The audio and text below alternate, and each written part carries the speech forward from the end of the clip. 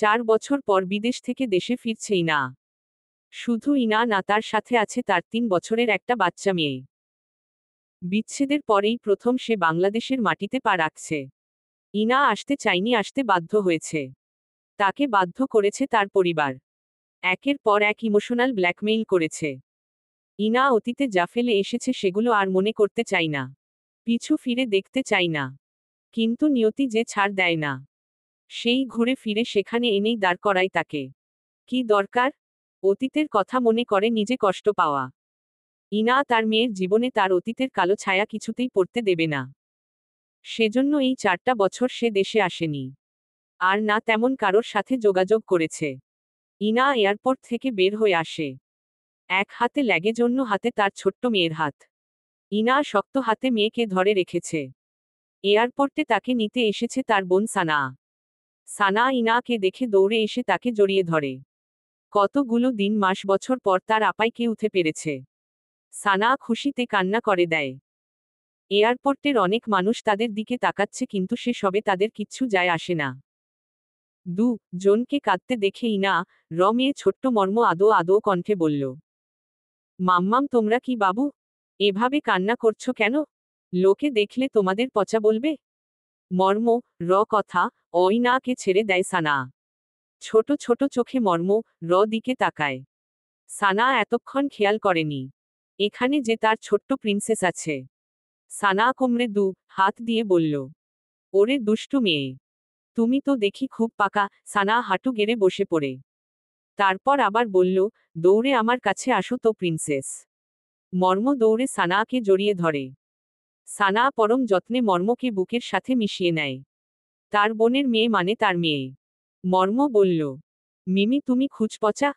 মর্ম কথা সানা অবাক হয়ে বলল, মিমি পচা হলো কেমনে শুনি? মর্ম সানা থেকে দূরে সরে দাঁড়িয়ে বলল, তুমি আমাকে জড়িয়ে না ধরে মাম্মামকে জড়িয়ে ধরেছ কেন? তুমি খুব পচা। তোমার সাথে আমার আড়ি বলে অন্য দিকে মুখ করে ঘুরে দাঁড়ায় মর্ম। মর্ম কথা অহা হয়ে যায় সানা। অবাক হয়ে ইনায়ার দিকে তাকায়। ইনা হাসছে। ইনায়ার হাসি দেখে সানা মনে মনে বলল, কতগুলো দিন পর তোকে হাসতে দেখছি আপাই। আমি চাই তুই সবসময় হাসি খুশি থাক। সানা নিজের ভাবনা থেকে বেরিয়ে বলল, আপাই তোর মেয়ে তো খুব পাজি। শুধু পাকা পাকা কথা। ইনা হেসে বলল, কেবল তো শুরু, দেখ ওর জ্বালা সইতে পারিস কিনা। সানা ভাব নিয়ে বলল, উহু, আমি পারবো না এমন কোনো কাজ আছে এই পৃথিবীতে? আমি সানা সব পারি। তোর মেয়ে এখন আমার মেয়ে, দেখে নিস কিভাবে ওরে সামলায়। সানা মর্মকে কোলে তুলে নেয়। ইনাকে বলল, আপাই পার্কিং লটে গাড়ি আছে, চল এবার সেখানে যাওয়া যাক। ইনা মাথা নেড়ে হ্যাঁ বলল। কিছুক্ষণ হেঁটে গাড়ির কাছে আসে তারা। মর্ম সানায়ার কোলে। সানা গাড়ির দরজা খুলে মর্মকে সিটে বসায়। ইনায়ার হাত থেকে লাগেজ নিয়ে গাড়ির পিছনে রেখে আসে। সানাকে লাগেজ নিয়ে যেতে দেখে ইনা বলল, শানু তুই লাগেজ নিচ্ছিস কেন? ড্রাইভার কোথায়? সানা কিছুক্ষণ চুপ থেকে বলল, আপাই উনি তো গাড়িতে। তিনি না নিয়ে ওখানে বসে আছেন কেন? উনি বসে আছেন বিধায় তাকে আর নামতে বলিনি। সামান্য কাজই তো, তাই আমি করলাম। ইনা উকি দিয়ে দেখার চেষ্টা করে ড্রাইভারকে। সানা ইনায়ার হাত ধরে বলল, আপাই উকি ঝুঁকি মারছিস কেন? বাসায় যেতে হবে, সবাই আমাদের জন্য অপেক্ষা করছে। ইনা কিছু না বলে চুপচাপ গাড়িতে গিয়ে বসে পড়ে। সানায়াও নিজের সিটে বসে। ইনারা গাড়িতে বসলে গাড়ি স্টার্ট দেয়। ইনা ড্রাইভারের পোশাক দেখে বলল, শানু ড্রাইভারের এই পোশাক? আমাদের বাড়ির ড্রাইভাররা তো এমন পোশাক পরে না, হঠাৎ উনি এমন পোশাক পরছে কেন? ইনায়ার এত প্রশ্ন করা দেখে সানা বলল, উফ সাপাই, তুই এখনো উনাকে নিয়ে পড়ে আছিস? উনার যা ইচ্ছা হয় পড়ুক, তাতে সমস্যা কোথায়? তুই এতদিন পর বাসায় যাচ্ছিস, নিজের পরিবারের কথা ভাবনা, তারা তোকে দেখে কতটা খুশি হবে। সানায়ার কথায় সরু চোখে তাকায় ইনা। ইনা প্রথম থেকে লক্ষ্য করছে তার বোন ড্রাইভারকে সামনে আসতে দেয়নি। ড্রাইভারের কথা বললে বারবার এড়িয়ে যাচ্ছে। ইনা মনে মনে ভাবে, সামনে যে গাড়ি ড্রাইভ করছে সে কি আদৌ ড্রাইভার নাকি অন্য কেউ? ড্রাইভার হলে সামনে কেন আসবে না? সে যাই হোক না কেন, তাতে আমার কি? সানা মনে মনে সামনে থাকা ড্রাইভারকে আচ্ছা করে বকছে। তার জন্য তাকে কথা ঘোরাতে হচ্ছে। কিছুক্ষণের মধ্যে তারা চৌধুরী বাড়ির সামনে চলে আসে। ইনা গাড়ি থেকে নেমে পড়ে সানা মর্মকে নিয়ে নামে। ইনায়ার কাছে মর্মকে দিয়ে ল্যাগেজ বের আনে। তারপর চৌধুরী বাড়ির মধ্যে যাওয়ার জন্য পা বাড়ায়। একটুখানি পথ যেতেই থেমে যায় ইনা। পিছনে ফিরে তাকায়। তারা যে গাড়িতে এসেছে সেই গাড়িটা শো শো করে চলে যায়।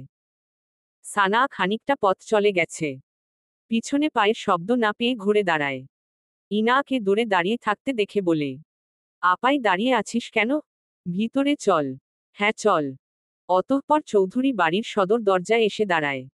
সানা মর্মকে কোলে নিয়ে দাঁড়িয়ে আছে। ইনা দরজার কাছে কাপা কাপা হাতে দরজায় হাত দেয়। ইনায়ার চোখে পানি টলমল করছে। যে কোনো সময় তা নিচে গড়িয়ে পড়বে। ইনা হাত সরিয়ে নেয়। পিছনে সানায়ার দিকে তাকায়। সানা ইশারা কলিং বেল বাজাতে বলে। ইনা কাপা কাপা হাতে এবার কলিং বেল বাজায়। দুবার বাজাতেই কেউ দরজা খুলে দেয়। ইনা দুকদম পিছিয়ে যায়। দরজার সামনে দাঁড়িয়ে আছে তার মা। ইনাকে দেখে তিনি আবেগ উৎফুল্ল হয়ে যায়। ইনাকে জড়িয়ে ধরে হাউমাউ করে কান্না করে দেন। ইনা মাকে পেয়ে ঝাপটে জড়িয়ে ধরে কেঁদে দেয়। মেয়ের এমন দৃশ্য দেখে সবাই এগিয়ে আসে। ইনায়ার মা তাসলিমা চৌধুরী কান্না মাখা গলায় বললেন, কেমন আছিস মা? ইনা কাপা কাপা কণ্ঠে বলল, আমি ভালো আছি মা। তোমরা কেমন আছো? তোকে ছাড়া আমরা কি করে ভালো থাকি মা? তুই ছাড়া যে আমরা কেউ ভালো নেই। এভাবে বলো না মা। আমার খুব কষ্ট হয়। সবাই দেখি মাম্মামকে নিয়ে পড়ে আছে।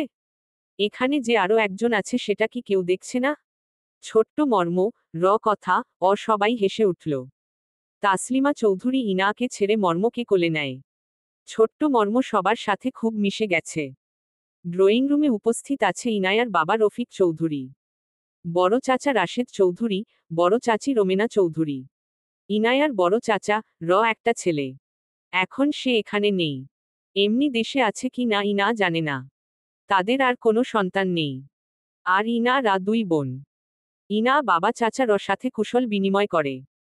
ইনায়ার ছোট চাচ্চু বিদেশ থাকেন তার পুরো পরিবার নিয়ে। ইনা এই 4 বছর তাদের বাসাতেই থেকেছে। সেখানে থেকে নিজেকে তৈরি করেছে। সাথে তার বাচ্চা মেয়েকেও। চিরচেনা বেকনিতে দাঁড়িয়ে আছে ইনা। মর্ম ঘুমিয়ে গেছে অনেকক্ষণ আগে। একা একা দাঁড়িয়ে আছে। রাত অনেক হয়েছে। ইনায়ার চোখে ঘুম নেই। ইনা রুম থেকে বের হয়ে ছাদে আসে। ছাদের কর্নারে দাঁড়িয়ে আছে এক যুবক। ইনা দূর থেকে দেখতে পারছে যুবককে দাঁড়িয়ে ফোনে কথা বলছে। তবে এত রাতে তাদের বাসায় একটা ছেলে কোথা থেকে আসবে? আর ছাদেই বা আসল কিভাবে? ইনা রমনে প্রশ্ন জাগে। তারপর এক পা দু পা করে কর্নারের দিকে এগিয়ে যায়। কাপা কাপা গলায় বলল, কে ওখানে? ছাদের কর্নারে দাঁড়িয়ে আছে এক যুবক। ইনা দূর থেকে দেখতে পাচ্ছে যুবককে দাঁড়িয়ে কারোর সাথে ফোনে কথা বলছে। তবে এত রাতে তাদের বাসায় একটা ছেলে কোথা থেকে আসবে? আর ছাদেই বা আসল কিভাবে? ইনা রমনে প্রশ্ন জাগে। ইনা এক পা দু পা করে কর্নারের দিকে এগিয়ে যায়। কাপা কাপা গলায় বলল, কে ওখানে? ছেলেটা নির্লিপ্ততা। কোনো কথা বলছে না। ইনা সামনে আগাতে গিয়ে ভয়ে দু পা পিছিয়ে যায়। কেন না এত রাতে একা ছাদে এসেছে। আর ছেলেটার যদি খারাপ চিন্তা ভাবনা থাকে তখন। তবুও ইনা সাহস করে সামনে এক পা আগায়। আবার বলল, কে আপনি? ছাদে আসলেন কিভাবে? সহসা ছেলেটা ঘুরে দাঁড়ায়। ইনা চমকে দুকদম পিছিয়ে যায়। ছেলেটা নির্লিপ্ততা চাহনিতে ইনায়ার দিকে তাকিয়ে আছে। ইনা অবাক হয়ে বলল, মেঘ ভাইয়া তুমি? রাজের পুরো নাম মেঘরাজ চৌধুরী। পেশায় ডক্টর। সবাই ডক্টর মেঘরাজ চৌধুরী নামেই চিনে। বাসার সবাই রাজ নামে ডাকলেও ইনা ছোটবেলা থেকে মেঘ ভাইয়া বলে ডাকে। ইনাকে কেউ কখনো নিষেধ করেনি। মেঘের কাছে ইনায়ার দেওয়া নামটা খুব স্পেশাল। মেঘ নামে কাউকে কখনো ডাকতে দেয়নি। মেঘ এগিয়ে আসল ইনায়ার কাছে। ইনা এখনো অবাক চোখে মেঘের দিকে তাকিয়ে আছে। মেঘ ভাবেনি এত তাড়াতাড়ি তার ইনায়ার সাথে দেখা হয়ে যাবে। মেইন কথা মেঘ দেখা করতে চায়নি। কিন্তু এত দ্রুত সাক্ষাৎ হবে ভাবেনি। মেঘ এগিয়ে ঠিকই আসল কিন্তু কোনো কথা বলছে না। এক ধ্যানে ইনায়ার দিকে তাকিয়ে আছে। ইনা আবার বলল, মেঘ ভাইয়া। তবুও মেঘ নিশ্চুপ। ইনা এবার করুণ কণ্ঠে ডেকে উঠল, ভাইয়া। কথা বলবে না? মেঘ গম্ভীর মুখে বলল, অবশেষে আমাকে চিনতে পেরেছেন আপনি? মেঘের কথা অচুপসে যায় ইনা। মেঘের বলার যথেষ্ট কারণ আছে। ইনা এই 4টা বছরে একটা বারের জন্য ও মেঘের সাথে যোগাযোগ করেনি। এমনকি 4 বছর আগে মেঘ তখন বিদেশ ছিল। তখন ফোন দিয়ে বারবার ইনাকে বলেছিল তুই বিয়ে করিস না। হুট করে বিয়ের মতো এমন একটা সিদ্ধান্ত নিস না। কিন্তু ইনা মেঘের কথা অগুরুত্ব দেয়নি। মায়ের কথা মতো তার বোনের ছেলেকে বিয়ে করে নেয়। রাজ হেসে উঠল। তারপর বলল, চুপ করে আছিস যে? আমার কথার উত্তর দিবি না? ইনা মেঘের দিকে তাকালো। মেঘ তার উত্তরের অপেক্ষায় ইনায়ার দিকে তাকিয়ে আছে। ইনা মৃদু হেসে বলল, তেমন কিছু না মেঘ ভাইয়া। তোমার কথা শুনছিলাম। তা বলো তুমি কেমন আছো? মেঘ গম্ভীর কণ্ঠে শুধালো, আমি বেশ আছি। বলতে পারেন বিন্দাজ লাইফ লিড করছি। ইনা মেঘের দিকে কেমন করে তাকালো। তার মেঘ ভাইয়া তাকে আপনি করে বলছেন। ইনা তাচ্ছিল্যের হেসে বলল, শুনে ভালো লাগলো। তবে একটা কথা কি জানো মেঘ ভাইয়া? কি? মানুষ সময়ের সাথে সাথে পরিবর্তন হয়ে যায়। এটা চিরন্তন সত্য, কিন্তু এতটা পরিবর্তন হয় জানতাম না। কেমনে এত পরিবর্তন হয়ে গেলা বলবা? কি বলতে চাইছেন আপনি? সিম্পল। এই দেখো না, তুমি আমাকে তুই করে বলতে এখন আপনি করে বলছো।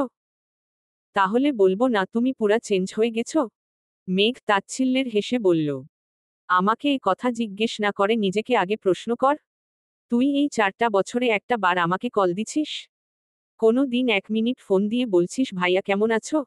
আমি না হয় দেইনি, কিন্তু তুমি দিছ। তুমি তো ফোন দিয়ে শুনতে পারতেই না কেমন আছিস। কই তা তো করনি। তখন আমার মেন্টালি অবস্থা ভালো ছিল না। সাপোর্ট দেওয়ার মতো কাউকে পাইনি। সে যাই হোক, যা হয়েছে বাদ দাও। এ বিষয়ে আমি আর কথা বাড়াতে চাই না। ভালো লাগে না। মেঘ ইনায়ার দিকে গভীর দৃষ্টিতে তাকিয়ে আছে। অনেকটা পাল্টে গেছে মেয়েটা। সেই আগের মতো আর নেই। অনেক কিছু বুঝতে শিখেছে। এই স্বার্থপর সমাজে কিভাবে নিজেকে বাঁচাতে হয় সেটা খুব ভালো মতো বুঝেছে। মেঘ আর কথা বাড়ায় না। চুপচাপ ছাদ থেকে নেমে যায়। মেঘের যাওয়ার দিকে এক দৃষ্টিতে তাকিয়ে আছেই না। কষ্টে বুকটা ফেটে যাচ্ছে তার। কি এমন দোষ করেছে যার জন্য তাকে এত সাফার করতে হচ্ছে? সেই কবেই হয়তো আল্লাহর কাছে চলে যেত। শুধু তার নিষ্পাপ মাসুম বাচ্চাটার দিকে তাকিয়ে চুপচাপ নিজের ভাগ্যকে মেনে নিয়েছে। ইনা খোলা আকাশের নিচে বসে পড়ে আকাশের দিকে তাকিয়ে মুচকি হেসে বলল, সব তো মেনে নিয়েছি আল্লাহ। তাহলে কেন এত কষ্ট হয়? আপনজনের ব্যথা যে কুরে কুরে খায়। সবাই কেমন পাল্টে গেছে। কেউ আর আগের মতো ভালোবাসে না।